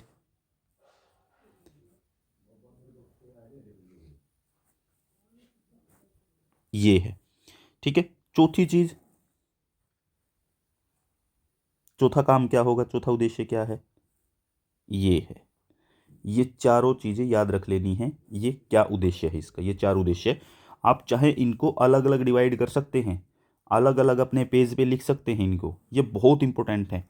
फिर है जैसे CCPA के पास जो उपभोक्ता के जो अधिकार हैं या अनुचित व्यापार प्रणालियों के जो उल्लंघन से संबंधित मामले हैं, देखिए ये काम क्या करेगा, इसको शक्तियाँ क्या हैं, इसको पावर क्या है, ये भी याद रखनी है। बहुत इंपॉर्टेंट चीज़ें इसके अंदर, बिल्कुल सारी इंपॉर्टेंट चीज़ें हैं, आपको बहुत याद रखनी है और जल्दी याद हो जाएंगी, मुश्किल भी नहीं है। कंज्यूमर मान के चलिए अपने आप को कि मैं कंज्यूमर हूँ, मेरे से रिलेटेड क्या क्या काम है, मेरी डेफिनेशन हो गई है, ठीक है, मेरे से रिलेटेड नया कानून आ गया है, पास कब हो गया है, किसने प्रेजेंट किया था, कब पास हो गया है, ठीक है, और जो है इसको बनाने का पीछे क्या मोटिव है। मोटिव वही है कि मुझे क्या क्या समस्या आ सकती हैं, वही उसका मोटिव है, उनको ठीक करना है। ठीक है, अब आगे चलते हैं, इसके पीछे की बात जानते हैं, ये फिर इसके लिए कार्रवाई क्या हो सकती है, उन कार्रवाई को जानिए कि आपके साथ कुछ गलत हुआ, क्या कार्रवाई हो सकती है। देखिए CCPA के पास जो उपभोक्ता अधिकारों और अनुचित व्यापार प्रणालियों के उल्लंघन से, मान लीजिए कि इन सब चीज़ों का दोषी पाया गया किसी को, ये ऊपर जो चार चीज़ें हमने बताई है, इन सब चीज़ों का कोई दोषी मिलता है, इन चीज़ों का उल्लंघन करता है, ठीक है, तो उनसे संबंधित कोई भी मामला आ जाए तो ये क्या करेगी, एक तो खुद स्वयं अपने इनिशिएटिव से पूछताछ कर सकती है। ठीक है। दूसरी चीज़, ये कोई शिकायत कर दे उससे जांच कर सकती है। नोट करते चलिए एक एक चीज़ को। कैसे कर सकती है काम? खुद कर सकती है, पहली चीज़ तो। दूसरी चीज़, कोई शिकायत कर दे उससे कर सकती है। ठीक है। तीसरी चीज़ है सेंट्रल गवर्नमेंट कोई भी डायरेक्शन दे उसके आधार पे जो है ये जांच कर सकती है किसी भी चीज़ की। ठीक है। इसको ये अधिकार है इस सीसीपीए के पास में। ठीक है। सेंट्रल कंज्यूमर प्रोटेक्शन एजेंसी जो है उसको ये अधिकार होगा। ठीक है। फिर है जैसे केंद्रीय प्राधिकरण में इसके अंदर लोग कौन होंगे? एक तो मुख्य आयुक्त होगा। ठीक है। और इतने ही अन्य आयुक्त होंगे, यानी कि एक मुख्य आयुक्त, एक ये, तो दो लोगों की कमेटी हुई है जो केंद्र सरकार खुद इनको नॉमिनेट करेगी। केंद्र सरकार जो है वो इनको नॉमिनेट करेगी। ठीक है, अपॉइंट करेगी। इसके पास जो है काम के अधिकार का, इसके पास शक्तियां क्या होंगी? ये तो थे इसके अधिकार। ठीक है। यानी कि खुद की इच्छा से शिकायत होने पे सरकार के निर्देश पे ये कार्रवाई कर सकती है। काम करने वाले दो लोग होंगे।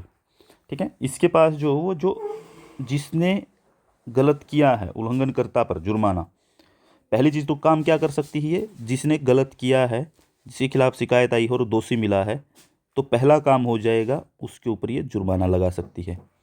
दूसरा काम ये कर सकती है कि जो तूने किया है, जो वस्तु खराब दी है, जो गुड्स खराब दिया है, वो वापस ले लो। ठीक है। मतलब कि गुड्स या सेवा दोनों ही होती हैं एक जैसी, लेने के लिए ये आदेश दे सकती है। ठीक है। फिर जैसे कोई भी व्यापार का तरीका गलत मिला इसे, तो इस गलत तरीके को बंद करवा सकती है, बंद करने के लिए कह सकती है। ठीक है। तीन चीज हो गई। चौथी चीज है उपभोक्ता ने जो चीज, जिस चीज के लिए जो है पैसा दिया था, उस कीमत को वापस पूर्ति करना। मान लीजिए कि मैंने दिया था 500 रुपये किसी चीज़ के लिए, 500 नहीं, मान लीजिए 10,000 रुपये की कोई चीज़ ली थी, तो इसको ये कहेगी कि 10,000 रुपये वापस करो इसे। चार चीज़ें यहाँ पे आपको नोट कर लेनी है, क्या क्या शक्तियाँ रखती है, क्या क्या काम करवा सकती है। जुर्माना लगा सकती है, वस्तु को, जो गुड्स एंड सर्विसेज हैं उसको वापस भिजवा सकती है। ठीक है, वापस भेजने का आदेश दे सकती है। फिर जो गलत ट्रेड सिस्टम था, गलत उसने मेथड अपनाया व्यापार का, वो उसके ऊपर बैन लगा सकती है, उसको बंद कर सकती है। चौथा, उपभोक्ता ने जो पैसे दिए हैं उसको क्षतिपूर्ति वापस, कि 10,000 इसने दिए तो आपको 10,000 वापस कर दीजिए इसके। ठीक है। फिर जैसे केंद्रीय उपभोक्ता संरक्षण प्राधिकरण में इस तरह के उल्लंघन की जांच पड़ताल करने के लिए एक अन्वेषण शाखा, ठीक है, यानी कि इसकी जांच पड़ताल करने के लिए एक अलग से एक ब्रांच बनाई जाएगी, जो कि सीसीपीए की अध्यक्षता महानिदेशक करेगा। ठीक है। सीसीपीए की अध्यक्षता जो वो उसका महानिदेशक करेगा। ठीक है। इसकी अन्वेषण की शाखा, तो यानी कि हर एक तरह के लेवल पे जो है इस तरह के कानून बन गया है। ये पूरा का पूरा इस तरीके से बनता है। अब एक चीज़ और इसके अंदर डिफाइन कर दी गई है कि उपभोक्ता के क्या अधिकार हैं। उपभोक्ता के 6 अधिकारों की बात करता है कि एक उपभोक्ता के 6 अधिकार हैं। पहली चीज़, पहला अधिकार है उसका सुरक्षा का अधिकार, यानी कि उसको जो है सिक्योरिटी का राइट। दूसरा है उसको इंफॉर्मेशन का अधिकार। तीसरा है उसको चूज करने का अधिकार। चौथा है उसको सुनवाई करने का अधिकार, कि उसकी सुनवाई की जाए। पांचवा है उसको रिडर्सल प्राप्त करने का अधिकार, निवारण प्राप्त, यानी शिकायत जो की है उसका समाधान का अधिकार। उपभोक्ता जागरूकता का, यानी कि छठा अधिकार है उसको उपभोक्ता जागरूकता का अधिकार। आप लोगों ने सुना है एक बार, इससे पहले जो आता था 1986 का जो है कानून था, उसमें क्या कहा जाता था? जागो ग्राहक जागो। ठीक है, जागो ग्राहक जागो। ये बहुत बार सुना होगा आप लोगों ने, टीवी पे, कई जगहों पे। ये इसी का नारा था, इसी को प्रमोट करता था। ये इसी एक्ट के थ्रू आया था 1986 के। 2019 में 6 अधिकार और दिखा दिए गए हैं। ठीक है, तो ये उनका नारा था। यहाँ पे कोई नारा नहीं है, यहाँ पे कोई नारा नहीं है, लेकिन आप याद रख सकते हैं कंज्यूमर प्रोटेक्शन एक्ट के थ्रू अगर कोई नारा आता है तो जागो ग्राहक जागो, ये चीज़ है। ठीक है, वहाँ पर फिर जैसे एक चीज़ और है कि कोई मान लीजिए गलत विज्ञापन था, ठीक है, मिस इन्फॉर्मेशन वाला एग्जाम्पल था, विज्ञापन है कोई, मतलब कि एडवर्टीजमेंट है, तो उसको रोका जा सकता है, उसके ऊपर जुर्माना लगाया जा सकता है। अगर कोई गलत विज्ञापन मिलता है तो उसके ऊपर जो है बैन किया जाएगा उसको, उसके ऊपर जुर्माना हो सकता है, ठीक है, दोनों चीज़ें हो सकती हैं। तो सीसीपीए जो है, जो central commission, sorry, central consumer protection agency जो है, उसको आमक या झूठे विज्ञापन के लिए जो बेचान कर, मतलब कि बेचने वाले को या जो चीज़ों को बना रहा है उसको अधिकार, देखिए इसका एक और अधिकार आता है, ये 2 साल तक जो है उसको सजा दे सकता है। सीसीपीए जो है वो कोई झूठा विज्ञापन है, कोई जो झूठा विज्ञापन देता है, गलत जानकारी देता है, जो बेचने वाला है या फिर जो बनाने वाला है, उसको 2 साल तक की सजा दे सकता है ये सीसीपीए, ठीक है। इस बात को भी ध्यान रखना, ये नया प्रोविजन आया है इसके अंदर। फिर अगर मान लीजिए उसने बेचा और उसको 2 साल की सजा हुई, उसने नहीं मानी बात, फिर दोबारा कर रहा है, वो एक बार फिर से काम कर रहा है वही, तो उसी अपराध के लिए उसको 50 लाख रुपए तो जुर्माना देने का, 5 साल की कैद दी जा सकती है। ये इसके प्रोविजन है, ठीक है। फिर एक और चीज़ इसके अंदर ये कि उपभोक्ता की समस्या तो आ गई, कंज्यूमर डिस्प्यूट रिडर्सल कमीशन भी तो है, ये भी एक नई चीज़ तैयार की गई है। आप सुनवाई कैसे करेंगे, उसके लिए कंज्यूमर डिस्प्यूट रिडर्सल कमीशन ये बनाया गया है। देखो एक्ट तो बहुत ही शानदार बना रखा है, अब अप्लाई होता नहीं होता ये नहीं समझ में आ रहा अभी तक, लेकिन एक्ट में बहुत शानदार चीज़ें हैं। आप पढ़ रहे हैं, मज़ा आ रहा है, पढ़ा रहा हूँ मैं, मुझे भी बहुत मज़ा आ रहा है कि हाँ हाँ देखिए कैसे कितनी एम्पावरमेंट हो रही है एक कंज्यूमर की। कुछ भी गलत नहीं हो सकता, लेकिन बहुत गलत होता भी, हमें पता नहीं होता है, हमें इस एक्ट के बारे में पता नहीं है, हमारी पब्लिक को इस एक्ट के बारे में पता नहीं है, ठीक है। काम हो जाएंगे, आप काम तो करें, हम शिकायत तो करें, असल में मैकेनिज्म में गड़बड़ हो सकती है, हमारी समस्या इकोनॉमिक हो सकती है, सोशल हो सकती है, टाइम की समस्या हो सकती है। आप एक्ट को कैसे यूज करेंगे इसके बारे में सिर्फ जागो ग्राहक जागो वाला नारा देने से समस्या नहीं सोल्व हो जाती, समस्या सोल्व होती है उसको ग्रास रूट लेवल पे लेके आना, ठीक है। तो ग्रास रूट लेवल के लिए जो इन्होंने थोड़ी सी कोशिश की है कि उपभोक्ता विवाद निवारण यानी कंज्यूमर डिस्प्यूट रिड्रेसल कमीशन बनाया गया है। उसके अंदर क्या होगा, इस अधिनियम में जो है नेशनल लेवल पे, स्टेट लेवल पे, डिस्ट्रिक्ट लेवल पे उपभोक्ता निवारण आयोग, ठीक है, ये बनाया गया है। कंज्यूमर डिस्प्यूट रिड्रेसल कमीशन, इसकी स्थापना की गई है, CDRC, ये भी याद रखना है, CDRC आपको याद रख लेना है। एक चीज़ याद रख लेनी है आप लोगों को, एक क्वेश्चन बना लीजिएगा, उस क्वेश्चन में क्या करना है आपको कि जो कंज्यूमर प्रोटेक्शन एक्ट 2019 है वो क्या क्या चीज़ें लेकर के आया नई, ठीक है। जैसे कि CCPA लेके आया है, डेफिनेशन लेके आया है, तो डेफिनेशन आपको याद रखनी है। CDRC लेके आया है, ठीक है। राइट्स ऑफ कंज्यूमर लेके आया 6 अधिकार, ठीक है। ये आपको याद रख लेनी है बहुत ही ज़बरदस्त तरीके से, ये सारी चीज़ें याद रख लेनी है, आपको सारी चीज़ें याद हो जाएंगी। CCPA क्या है, CCPA के अंदर क्या क्या है, वो चीज़ें लिख लेनी है।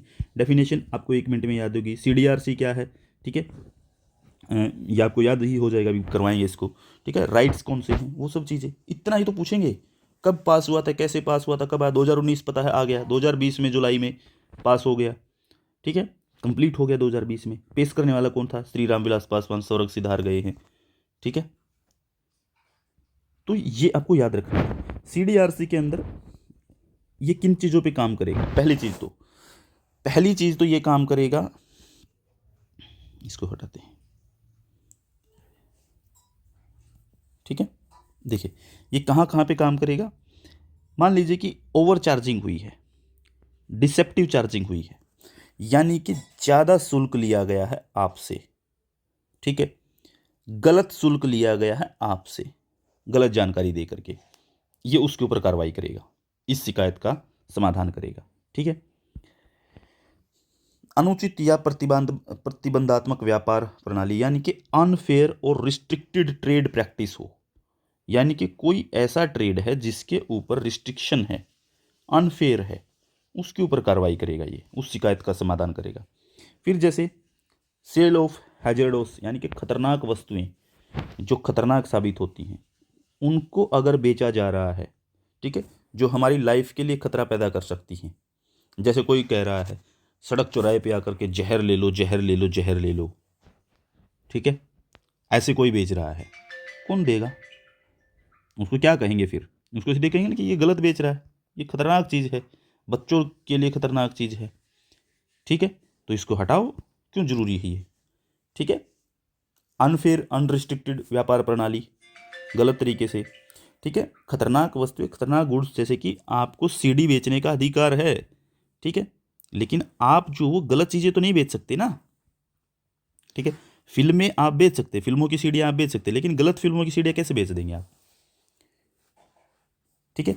अनफेयर ट्रेड में भी यही चीज़ आती है कि पायरेटेड मूवीज जो हैं वो नहीं बेच सकते आप, आपको नहीं बेचनी है, ठीक है।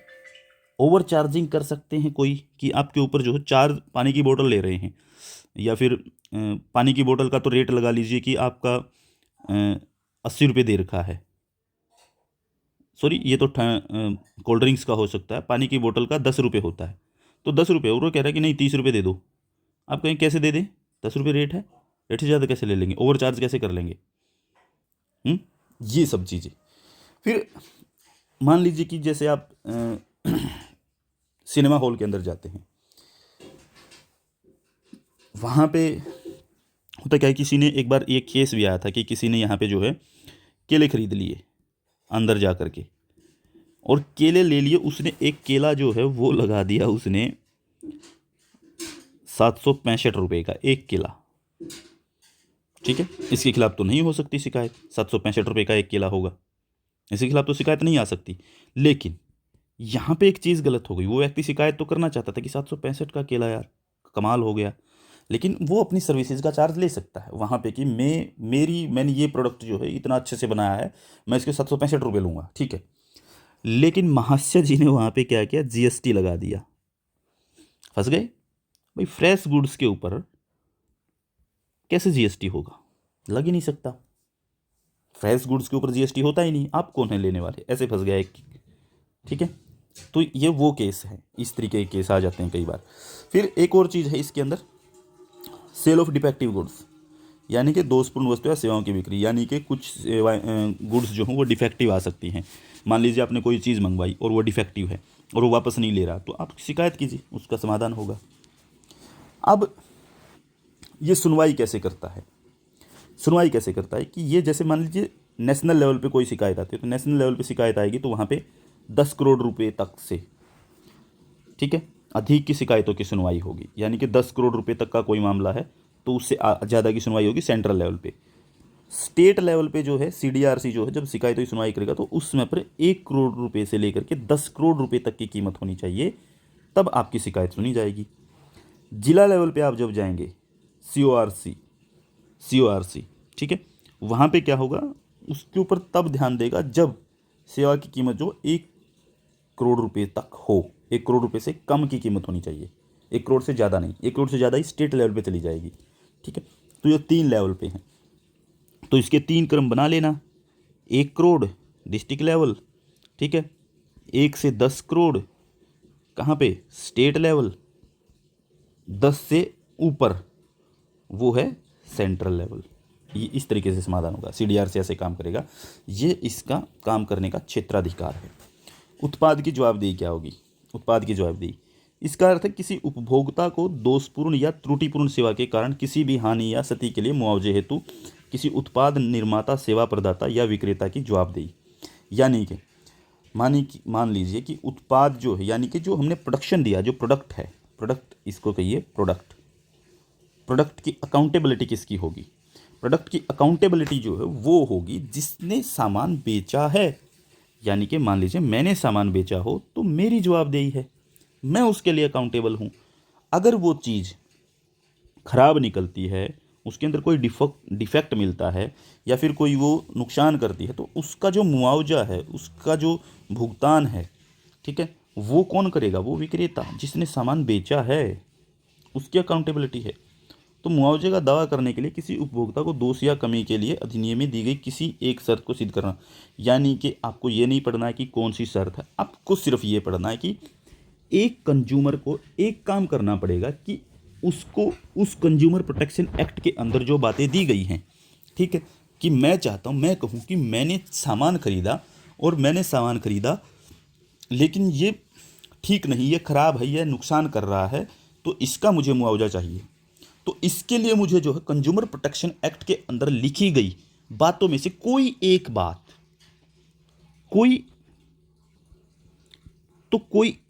बात सिद्ध करनी पड़ेगी कि हाँ ये बात है, इसके कारण जो है ये बात मुझ पे लागू होती है, इसका भुगतान जो मुझे किया जाना चाहिए। ठीक है, तो ये थे हमारे आज के 2 मैकेनिज्म जिनके ऊपर हमने बातचीत की।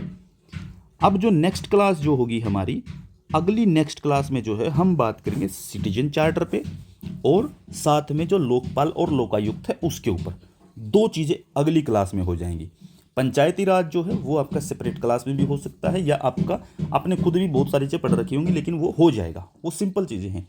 लोकपाल, लोकायुक्त, पंचायती राज ये लंबे हैं लेकिन बहुत सिंपल हैं, बहुत जल्दी याद होंगे। नागरिक चार्टर जो है वो थोड़ा आपके लिए समझने की चीज़ है, उसको मैं करवा दूंगा। ठीक है, लेकिन फिलहाल के लिए हम इसको यहीं पे स्टॉप करते हैं, यहीं पे ख़त्म करते हैं। ठीक है, तब तक के लिए धन्यवाद।